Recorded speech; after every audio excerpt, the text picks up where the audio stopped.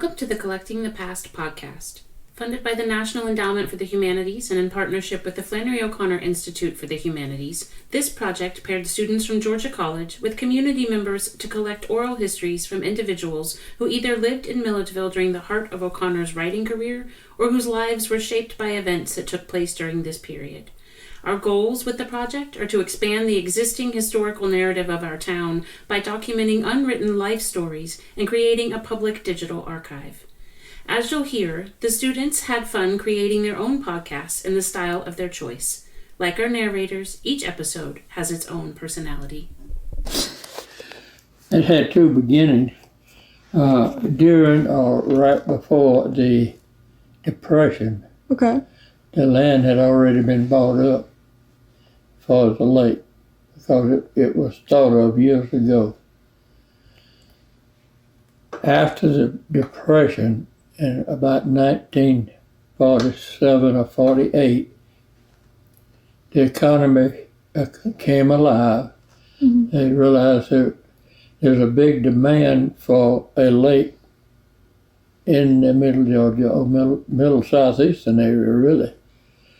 And they began work on preparing the lake for building the dam and generators.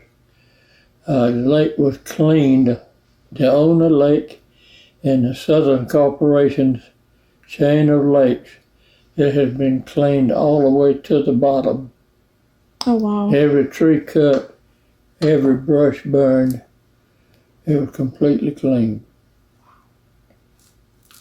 In 1953, in March, the lake came up to full pool, 340 feet above sea level. So that actually was the beginning of the Lake Sinclair growth area.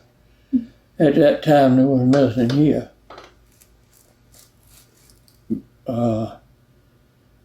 In 53, the Georgia Power Company had already marked off the lots for people to rent. There's nothing to sell at that time. And of course it went along that way for a good while, and then Harley Branch came along, I think in the 60s, which was the big coal plant, which is not there now. And they realized that the people that had settled right around Harley Branch would have to move because of the dust from the stack. And a lot of them moved just to the area above us, which was 11A. And they gave the employees their first option on the lots. A short time after that, the federal government, Georgia Power Company, decided to sell off all their real estate around Lake Sinclair. Well, the federal government frowned upon that because it would limit the access to the lake to the people that owned the land. Okay. That had no public area. So after they set up the lake for sale for a short while only, they canceled it. Now everything is rented. Some people were lucky enough in that spare a short while to be able to buy the land. But it started developing, and up here in the northwest area where we are now was called no man's land. Oh. Nobody was up here. A few farmers. When we first started working on the marina, I think there were only 4 farming families or families up in this area. And as things built up all around the lake, the first 3 marinas on the lake were, they didn't call them marinas then, they called them boathouses. It was Bass's Boathouse at the dam, Williams Boathouse, where Sinclair Marina is now, Okay. and Hatch's Boathouse, where Haslam Marina is now. And then there'd been a few other marinas sprung up, but those were the original 3 marinas on the lake. Okay. And people came here from Dublin, Macon, Atlanta, all the central Georgia, middle Georgia areas, and rented lots. And the land management was handled by a fellow named George Powers that lived down by the dam. He managed it for many, many years. And actually, before they started flooding this area, albeit getting it ready, they leased this land to farmers for cattle grazing. Oh, okay. And it's one of the few places in Georgia, they tell me, that cattle were branded. Huh. Because the cows graze together, one farmer and the next farmer, when they get ready for a roundup, they sort them out. But that was before that was when the lake was kind of in limbo from the thought until the actual construction of the lake. But they had some mills, grits mills on the Little River. They had some on Cedar Creek up our way, and I'm sure there were off of Oconee and the other creeks. But the lake, actually, they began filling the lake up. We were building the marina as they were filling the lake up. And the 1st of March, they started what they call tapping the river. You couldn't shut the river off. They had to get the excess water and to fill the lake up. And to shut the river off, folks in Dublin would dry up. So they started filling it up, and it was just out of the banks. And about the middle of March, on a weekend, we had a humongous thunderstorm. The next Monday morning, the lake was full over a weekend. Now it was just out of the banks, but the actual flooding area came up almost in a weekend. Wow. It was amazing. Nobody would believe it. That's crazy. Well, they tell us, and I guess it's the truth, the guy that was finishing the raceway and for the dam down there, the contractor was from Texas. And they called him up and told him he better get his equipment out. The water's rising fast. And he told me, he said, oh, we can handle it. He said, we're from Texas. We're used to getting things handled. That can't come up that quick. Well, if you go down there with your depth finder right now, you will find a front end loader, a dump truck, and something else. and about 60 or 70 feet of water. It's still there. Wow. That's amazing. As I understand it, Mr. Bass, a lot of people in Milledgeville, some of the older people knew him, and Mr. Bass was the purchasing agent for the Southern Corporation. And when these lots were bought up, this is what he told me now. He's one of the first people I knew that came up from Milledgeville to introduce himself so I get to know some people. And we got to be good friends. Those lot acres per acre sold from $5 to $35 an acre, which was unbelievable. If it had a house and a barn and maybe a mill on it, it was about 35, something like that. He was Mr. I think it was W.E. Bass, but he later ran the John Deere company in Milledgeville, and a lot of Milledgeville people know him. A fine guy. He told me a lot about Milledgeville. And the only way I learned about the area up here, which is got a lot of history behind it.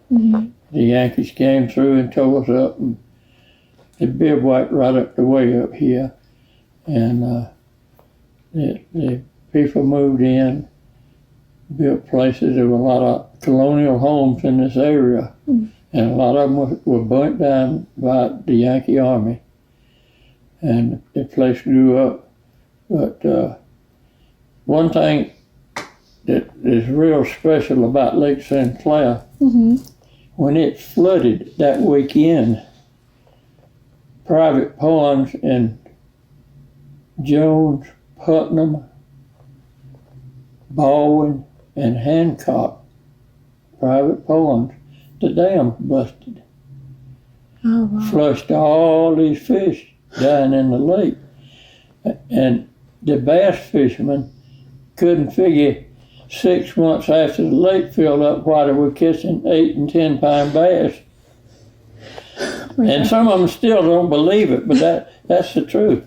That they just flushed all those bass down here. Wow. I used to fish a lot. I hadn't fished in 30 years. But that's the reason Sinclair is one of the probably most popular lakes for bass in the southeast, maybe in the country. That makes sense. It's real good fishing. But things have grown. I mean, it's you don't see cabins on the lake anymore. You see retirement homes. As it first started, the people even in Milledgeville moved out in that area down by Bass's Boathouse, built up first because we were right close to Milledgeville. But most of the people built weekend cabins, or fishing cabins as they called it. And later on, as time flew by, those very same people were thinking about retiring. Okay. And that's the reason there's so many beautiful homes are aligned down that way, and they're more and more branching out. The people up in this area up here that built a weekend cabin, tearing it down, building a retirement home. And it's really changed the whole scene of being a fishing lake to a highly recommended recreational lake. So Sinclair is really a bright spot in the southeast due to it's a very clean lake so far. Most of the lakes were flooded over trees, buildings, and stuff like that. Like Oconee, they flooded Oconee over houses. Wow. Yeah, I hadn't figured that out. But this is the only lake that they ever cleaned completely. But and now, since the Holly Branch has been moved, as I understand it, the electrical distribution grid or system is still down there. The buildings are all gone, but the building that they control how the electricity is distributed in this area is still down there. And they can, as I understand it, they control the dam from there. It's remote control. So, but it has turned out to be a beautiful lake. More people are wanting to come here. The lakes around Atlanta are so crowded. Everybody up there is taking the frustrations from the weekend job out on Lake Lanier, Lake Altoona, and up in there. And it's just not much fun. And Lake Sinclair so far is just right. It's just right for good, safe recreation. But that's about, that's about the size of how it came about. It had two beginnings, and the first one was on account of no money in circulation, depression. And the next one was on account just the account money was beginning to circulate again. So, I mean, it's any other question you may want to know, but I mean, that's basically the way it got started. And what impact would you say that the lake has had on your life specifically? How has it changed your life? What has changed my life? It made it. So this is my baby, the marina here at the lake. We started the marina, and I've been this is one of the longest constant operating marinas in Georgia. Wow. If not the longest, under the same ownership. Yeah, no. So I lived in Macon and worked for my grandpa over at A.S. Haslam Company. And when I got out of the Navy, he thought I knew something about boats, and they wanted to put up not a marina but a boathouse. Okay. But a lot of times when you're Navy, you own much bigger boats than you would see out here in Lake Sinclair. And so anyhow, he hired me to get this thing started over here, get the marina started. And after we got it started, it was an agreement that when I felt like I was able, that he would sell out to me. And that's how it affected my life. We raised all our kids over here and been here. Well, we moved over here in 1960, but I was commuting from 52 every day. Wow. Almost every day, building a marina. And it's and all three marinas were just about finished when the lake came up, so they were going. Now I was the first one to have the dry storage, and that was in 1968. We had the first dry storage in Georgia. Wow. And it kind of went from there. And because all the kids, let's see, Virginia went to Georgia Southern, Ann went to Wesleyan, and Press went to Georgia College. Oh, okay. Loved it. I tried to talk him. I said, Press, you want to try it for 2 years? And he said, yeah, and he really loved it. He said, no, I'd rather stay there 2 more years. And let's see, grandchildren went to GMC, I believe. Okay. I think, yeah. And I just got the great announcement about 2 hours ago that I have become a great-grandfather. Oh my gosh. And her name is going to be Lake Sinclair Smith. Oh, that's beautiful. They live in Texas. Okay.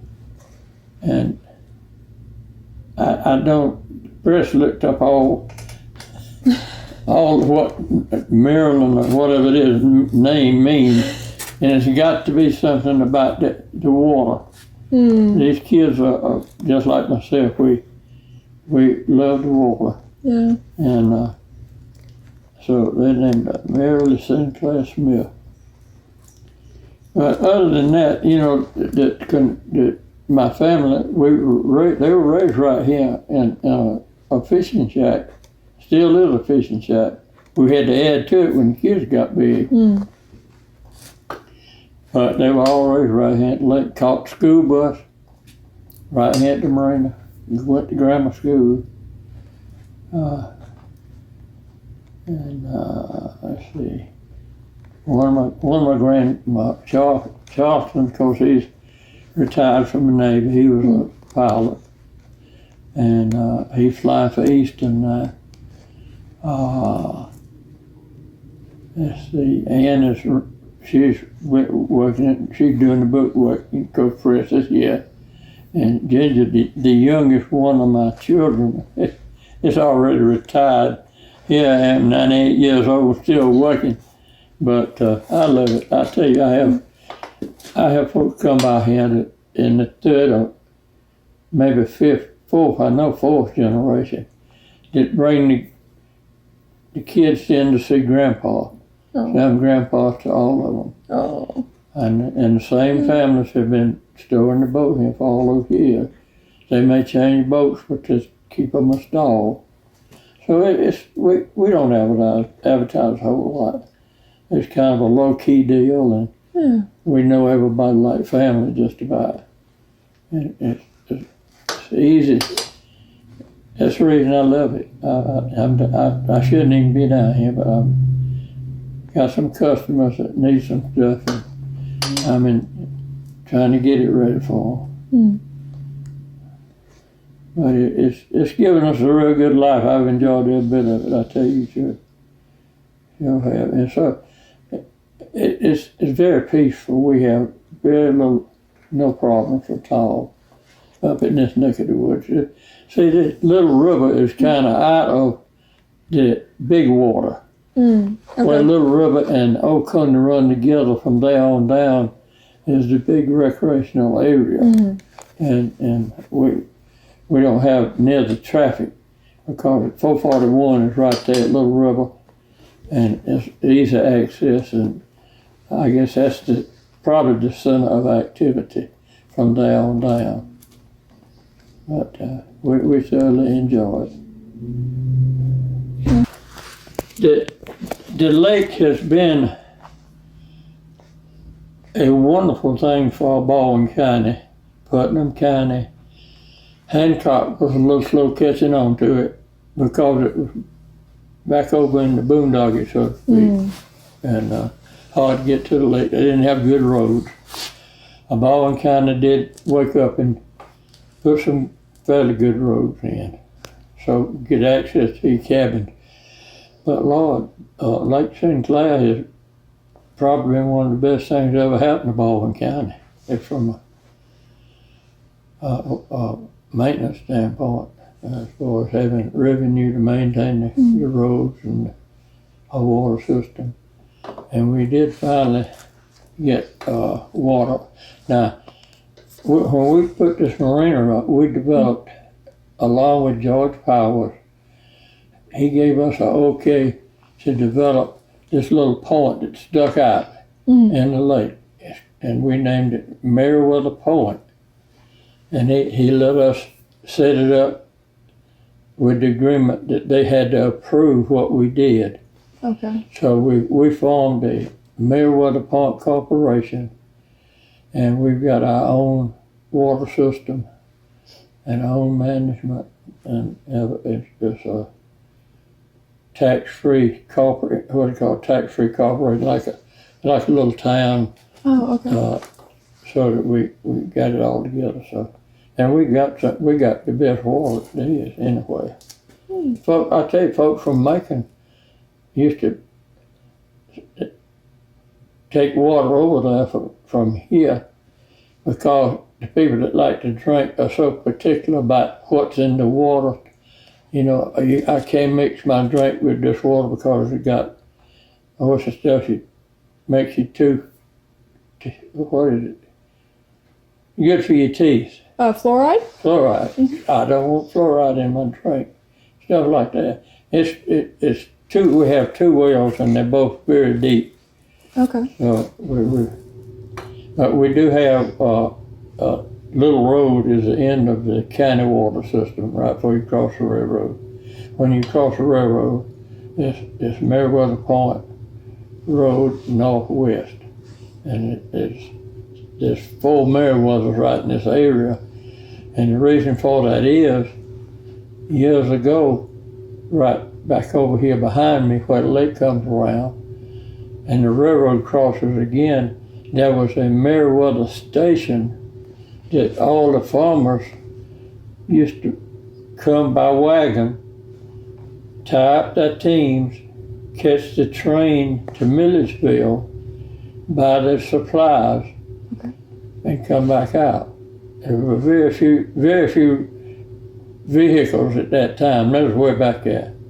And see, this area here was always very agricultural. Of course, one of the main things during the Depression, main income was bootlegging whiskey. And of course, that was not thought of as a real bad thing at that time. It was the only way people could survive. And it's quite all these creeks around here had whiskey stills on them. Huh. And that was just their way to survive, and a lot of them up here did. But this area has developed because we were the first ones up here, and then they put in Collins Road, which comes right up here. You turn up on Collins Road, and then they added I can't think of the other name now. And there's one more development at the other end of Collins Road. And down there by the dam, it's completely filled in with lots. In fact, it's hard to find a good lot on Lake Sinclair now. It really is. Because usually they stay in the family, or whoever sells them will sell them to a friend or something. And but it's been I wouldn't say a lifesaver, but it's added a lot to Baldwin County and the town of Milledgeville. See, first time I came to Milledgeville was 1938. No, not 38. It was, and I was about 10 years old. And Georgia College has taken over a place out there on 441. Do you remember the name of it? This big colonial home out there where all the flowers are. The governor's mansion, or the? No, it's on 441, close to the state hospital out there. So state hospital. Anyhow, it's old colonial mod, and my grandpa's brother, who was Reginald Hatcher, had a hardware store in Milledgeville. And it was the first time I had ever seen Milledgeville. That was when the train ran right through the middle of town. Okay, the next time I saw Milledgeville was in 1943 when I went to GMC. And then I had to leave GMC on account of war. I was in the Navy. And after that, I came back again on the GI plan, finishing Georgia College. And then after that, I got busy, went to work, started working on this place, and here I am. Oh man. And I enjoy every minute of it, I tell you the truth. We have the best customers in the world. Oh. And in my powerhead shop, see just what you saw us do. Hardly anybody does it anymore. Really? Because it's so slow, it's so tedious, and nowadays it's gone from a repair to a replace. Like when you carry your car to the shop now, your starter's bad. That's the password. You pull in there, the assistant checking, yes, he'll say, we check this starter out and it's bad. We got to replace it. Where they could fix it, they could repair it. Nothing about a starter you can't repair.